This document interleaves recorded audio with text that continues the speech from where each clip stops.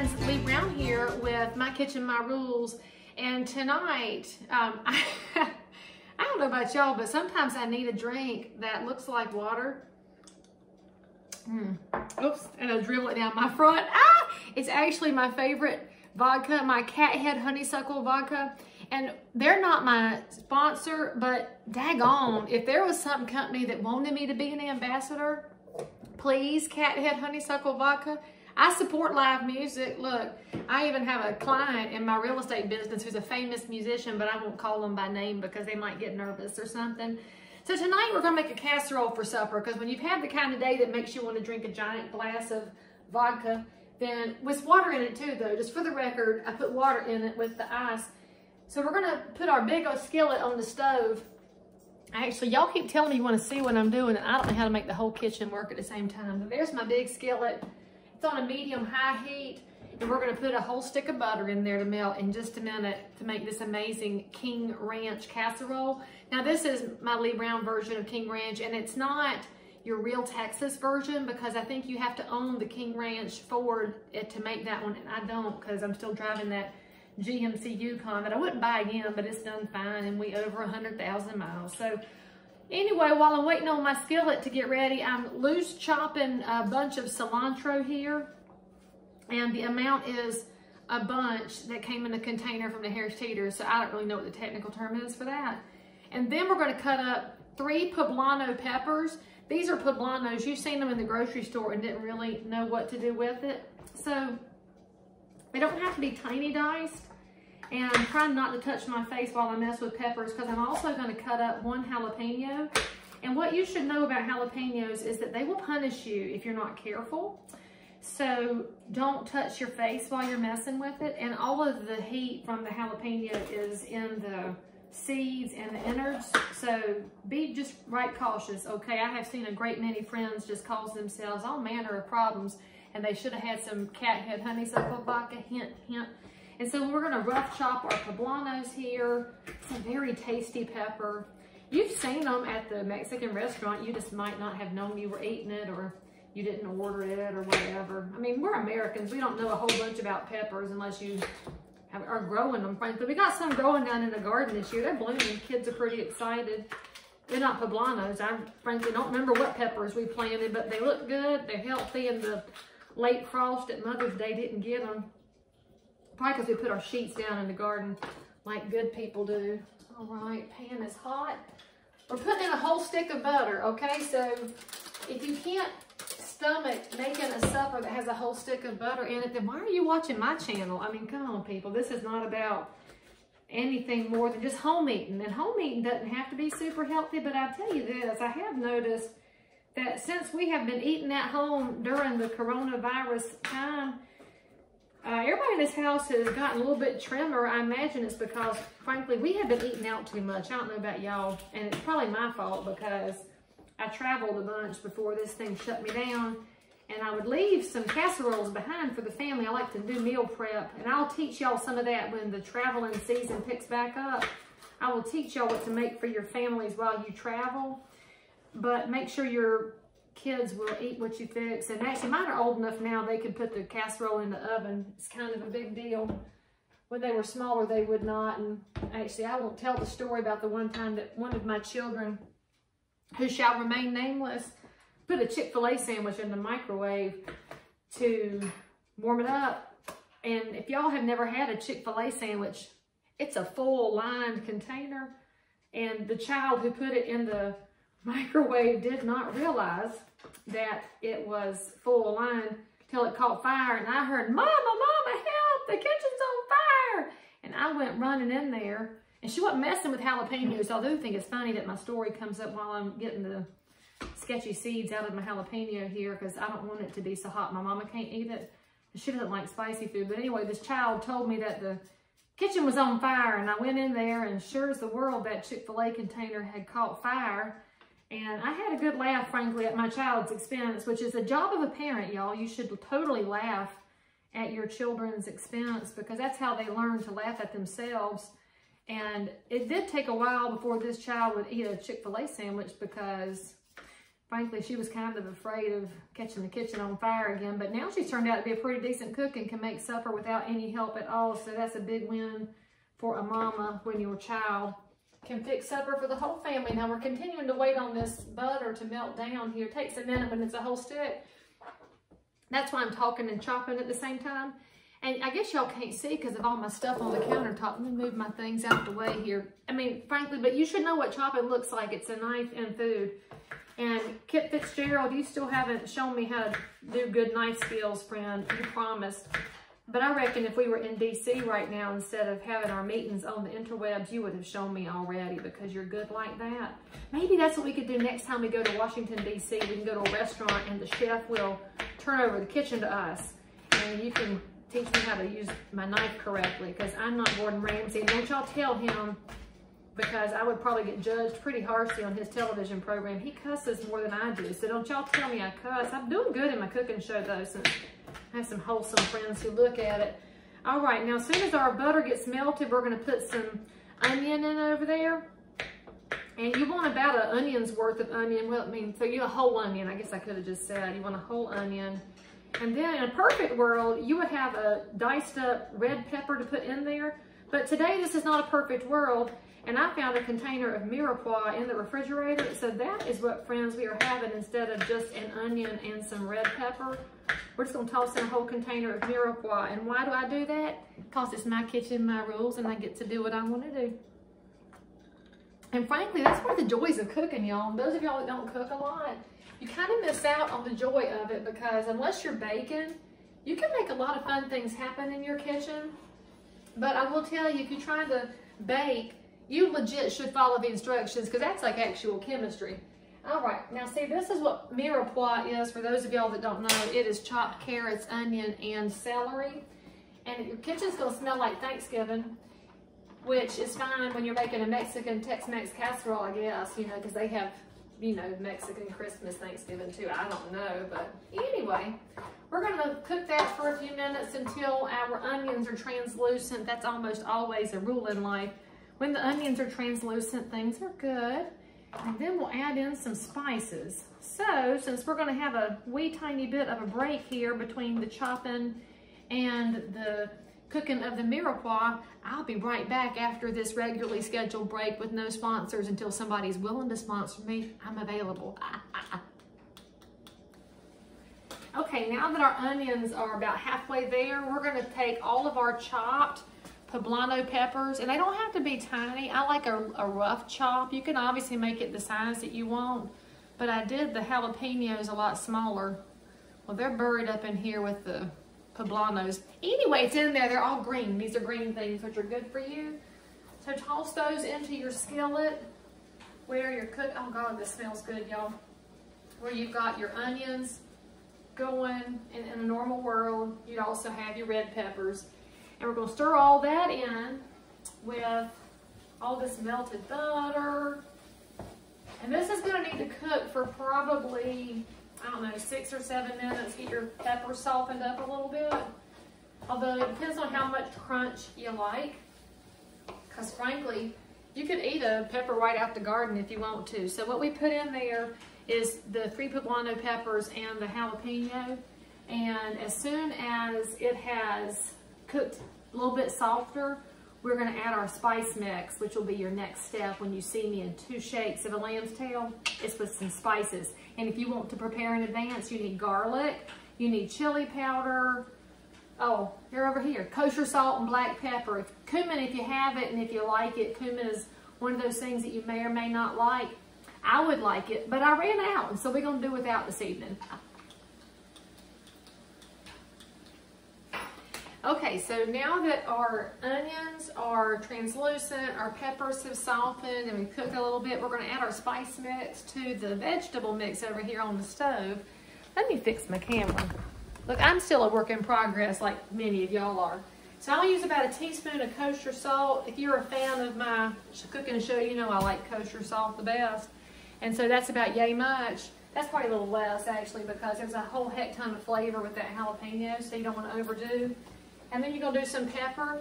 And for me, that's about, I don't know, 5 or 6 squirts of it. normal person, that's going to be a teaspoon to a teaspoon, depending on how much you like pepper. Because see, you got to make your own mind up, people. And I didn't have any fresh garlic because I didn't. And so we're going to have minced garlic this evening, which the dried minced garlic will do the job. But you should probably check the dates on your garlic, because some of y'all have some garlic that goes back to the Nixon administration and won't have any flavor left if you do that. So we've got our garlic, our salt, need some chili powder too. So probably like a teaspoon's worth of this, or 1, 2, 3, 4, 5, 6. Spank it real good. I can always tell how much chili powder I have used by how it smells. And I like ancho chili, and we're going to actually put a couple more bits in there because that was not enough. All right, now that that's cooking down, give that about a minute to let your spice mix in with your vegetables. It's so pretty, y'all. Look, I got to show you. See how pretty that mix is? I mean, it's just so healthy looking.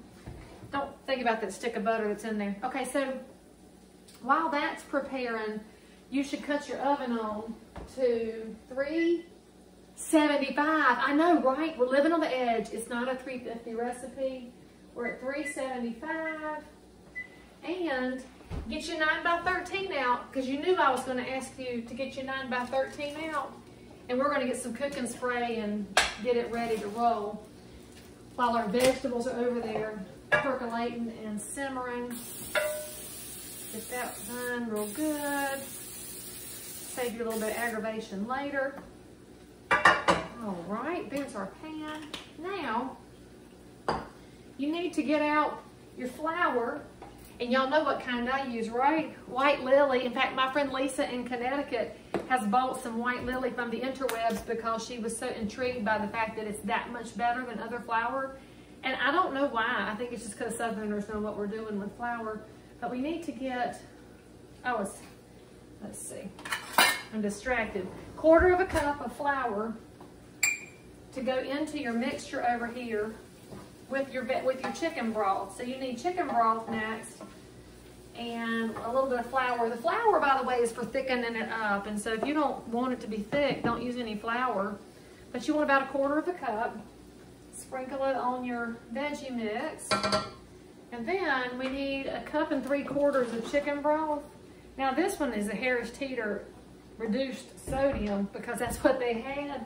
Look, I'm not picky about the sodium or about the brand. I like Swanson's, but you know, they're having some supply chain issues right now with the whole coronavirus time. So frankly, if you find some Swanson's, you might have one to stock up, who knows.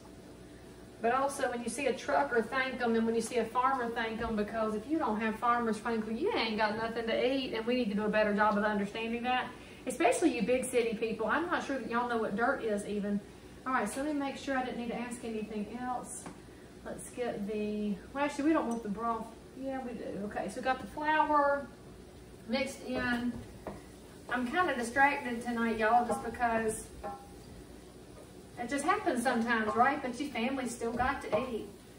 And you can already see it's gotten thicker. I feel like I should move the camera over here. This is probably gonna make y'all seasick this whole episode because I keep dragging the camera around.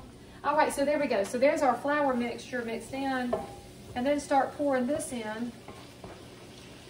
And mix it in. Good. And we're gonna move the heat down to simmer while we get ready for our next step. All right, so now we have something that looks like a vegetable soup, and some of y'all might eat that just exactly how it is, and that will be fine too. So let me get my broth container back over here. And now while you're listening to me, let's get that. Actually, I don't want that to simmer. I lied. Let's take it to a boil because it's not gonna do what I want with that flour unless it boils. So see, change your mind there. That's what you get to do in the kitchen. And then we're going to add a can of Rotel. And if you're wanting to buy the store brand, that's just the tomatoes with the chilies in it. And mine is the fire roasted because that's what they had. And you can get the hotter one if you want. And if you didn't know, Rotel and Velveeta is how you make a dip for your friends for the Super Bowl. I hope we get a Super Bowl after all this foolishness. I still can't figure out why we can't have sports with fans. Seems to me if you don't want to go, you don't have to go. We're kind of throwing things, craziness here these days. And then we're also, in addition to that Rotel, you need some sour cream. And you need as much as you want. So you might be wanting a cup or 2 cups. Frankly, I could probably eat sour cream right directly out of the container because it's one of the beautiful things created in the world. And I have about a half a container here of what I hadn't used in another recipe. So that's how much we're going to use tonight. I guess if you were a measuring type person, that'd be about 1.5 cups. So let's get this concoction to a boil. Then we're going to add the Rotel and the sour cream. And now while we're doing that, we are going to get our meat together because you need some protein in your life, friends. Soy doesn't count. That's actually really bad for you. Y'all need to be paying attention to what you put in your bodies. Soy is of the devil, and it's kind of a mess for our boys. So pay attention to what you're feeding your kids. And if you're wondering why my hands are weird, I have Raynaud's syndrome, so you can see that I no longer have any blood in my fingers, and so I'm managing. And if you have that strange syndrome, you know what I'm dealing with. It's weird as all get out. So the meat we're using tonight, we could put turkey in. We could use chicken. Tonight we're using turkey because for Mother's Day, I made a big giant turkey with the help of my husband and fed my mother. We had Mother's Giving, frankly, because we could. And I wanted to have some leftover turkey to mess with, because you really can't go wrong. And I will tell you though, a 24-pound bird is big as all get out and does not cook as you want it to. But it was so tasty because we brined it, which makes it moist and helps it thaw out quicker, because the man at the Publix was trying desperately to figure out why we wanted a turkey in May. And he did not understand having Mother's Giving, but he also wasn't thinking about having enough leftovers to play with for an entire week. And how about that for some good dark meat, right? Dark meat is a gift from the Lord. So let's chop that up. And you need as much chicken as you want. So, or turkey, whichever white meat you're using. You could even use pork. I don't think I'd put ground beef in this, but pork would be good too. If you had some leftover pork tenderloin, some pork chops off the bone, any of your lean meats will be fine. But you need like 5 cups worth, so that's going to be a fair amount. Instead of however much you want. Oh, we're boiling. Good, good, good. And it has thickened up nicely. Y'all can't see it. This is, I need a camera crew. Somebody will have to hook me up with a camera crew. So that has thickened up. Let's throw in our Rotel, which is wonderful. And by the way, if you don't like the spices from Rotel, you can just use diced tomatoes. It's a 10-ounce can that we're using. And again, if you want more red in your dish, you could get a bigger container of tomatoes or Rotel. I'm not going to care what's happening in your kitchen. And then let's take out all that sour cream. Ooh, that looks good though. Okay. And stir that in. Now we're going to move it down to a simmer. And actually, we might even take it off the heat altogether, because that sour cream, we don't want to ruin it. Just take that off the heat. Drag it across the stove. And hey, Cora, come get my camera and move it closer so people can see what I'm fixing. You won't see my beautiful daughter, but she'll help me with the camera work because she's frankly horrified by her mother on occasion. Look, do you see how nice that looks? It looks like a real good dip, actually. You can get you some tortillas and dip in there. So now I'm gonna step off camera and get the next step over here. And actually, what we want to do is combine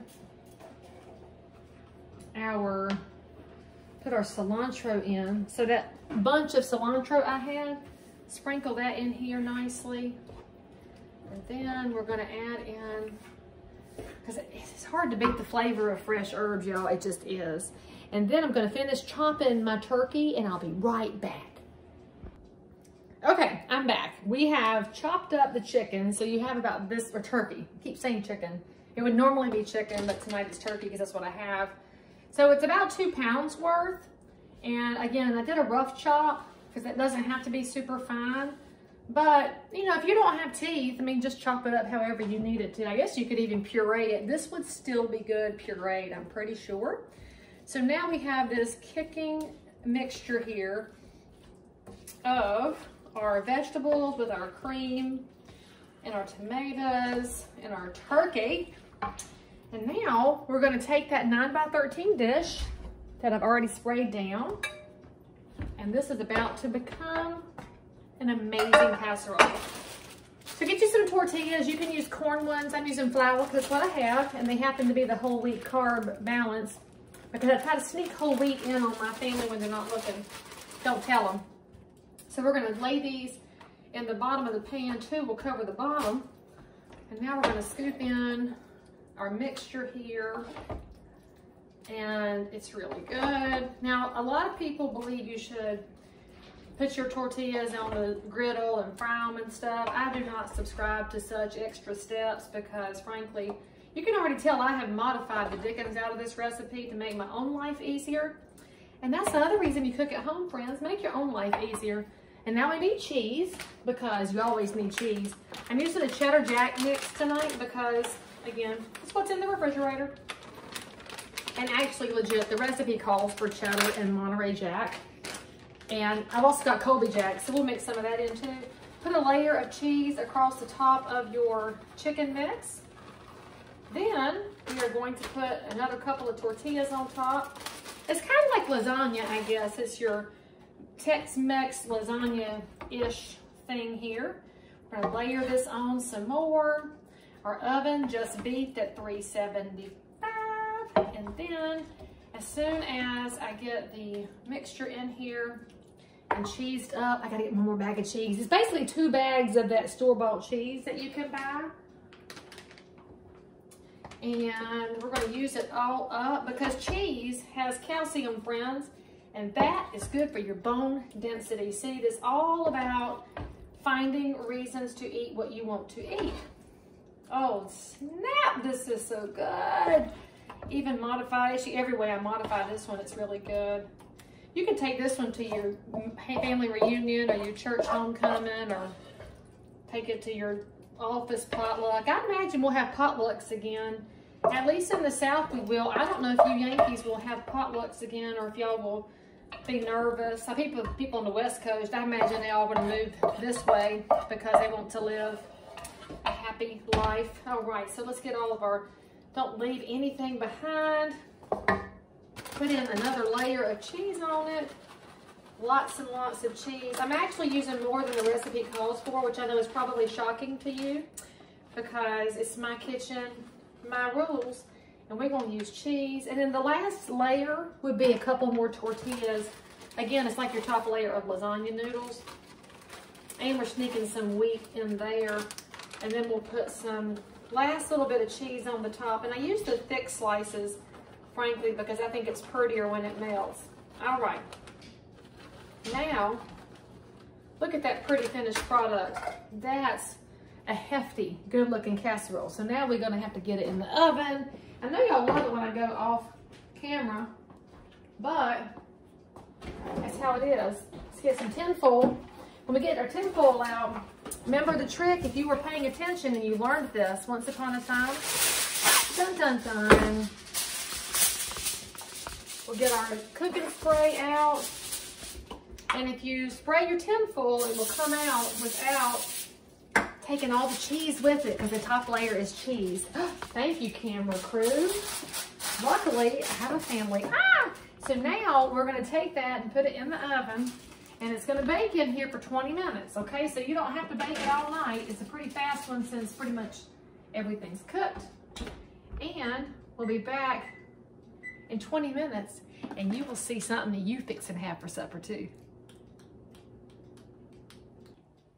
All right, you ready for the big reveal? See, I know you guys, this is your favorite part of any episode of My Kitchen, My Rules. And so now, I forgot to tell y'all, after 20 minutes cover, pull that tin foil off and give it just a couple of minutes uncovered so you can get this. And then you're gonna have one super happy and maybe fat family, but you're gonna eat right, exercise, and die anyway. And subscribe, and I'll see you next time.